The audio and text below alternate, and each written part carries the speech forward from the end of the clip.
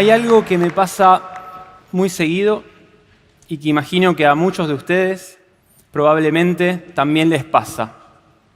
Voy a asados con amigos o familiares y de repente surge alguna discusión que involucra convicciones muy profundas. Al principio la discusión surge en tono amable, pero con el correr de los minutos empiezan las chicanas, los argumentos tiradísimos de los pelos o el uso de datos muy engañosos porque pensamos a la discusión como una competencia en la que queremos ganar a toda costa y en la que nos cuesta un montón poner a prueba nuestras convicciones más profundas. Una de las personas con las que más veces discutí en mi vida es mi papá.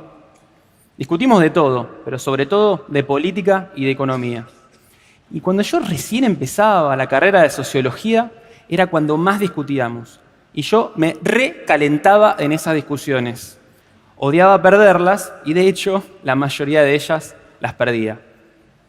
Sin embargo, después de pasada la discusión, me quedaba pensando, ¿estaba bien lo que yo decía? ¿Era un disparate lo que decía mi papá?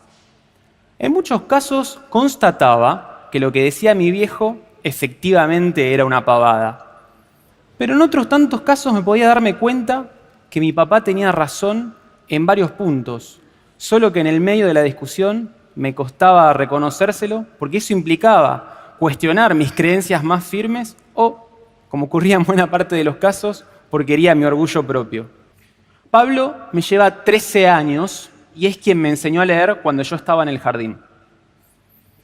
De chiquito, Pablo era mi hermano preferido. Era muy cariñoso conmigo a la vez que encarnaba lo cool de ser un periodista de rock. Cuando yo cumplí 13, Pablo pegó un viraje muy grande a su vida. Fue papá y se hizo Hare Krishna. De un día para el otro, yo tenía un hermano profundamente religioso que yo sentía como irreconocible y con quien me costaba horrores poder comunicarme. Odié la religión en mi adolescencia. No entendía qué rol cumplía en la vida de las personas y sentía que había abducido a mi hermano Pablo. Mucho tiempo más adelante, yo estaba interesado en ver cuál es la relación entre el desarrollo económico de los países y la felicidad de sus habitantes.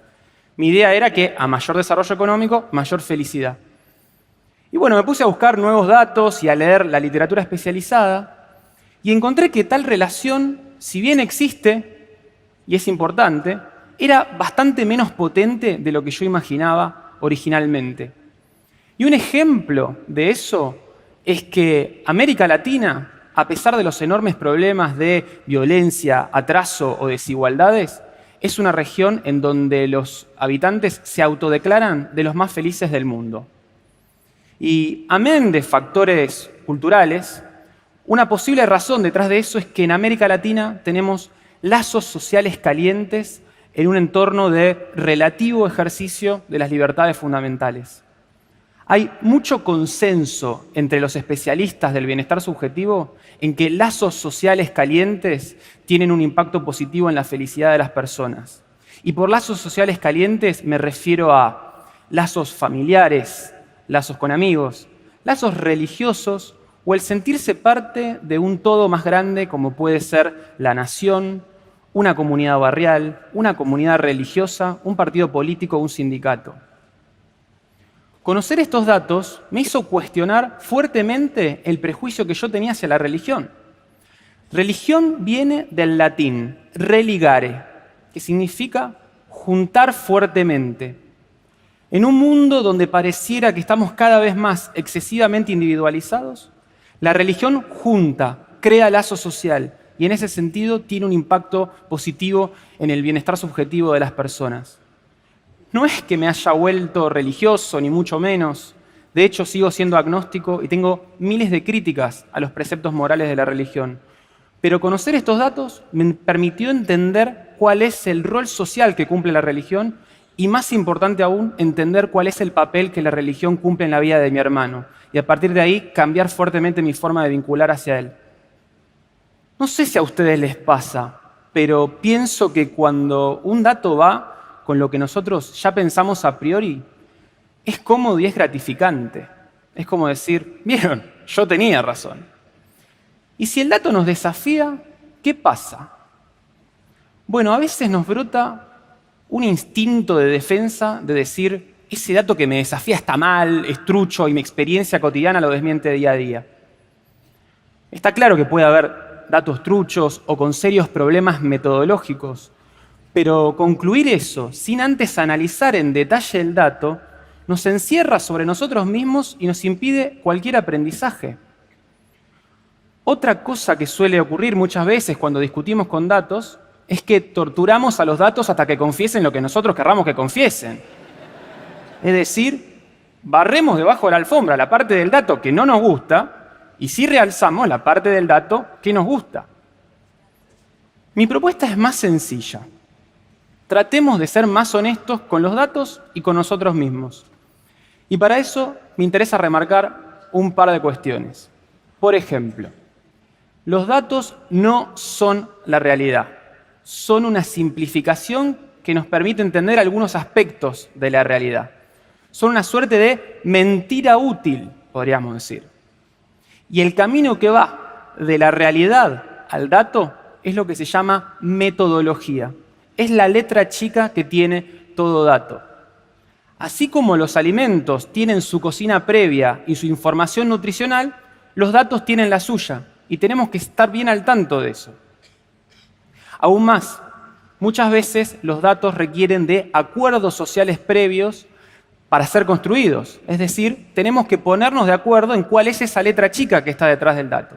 Por ejemplo, en el caso de la pobreza. Pobreza significa estar debajo de un umbral mínimo de bienestar.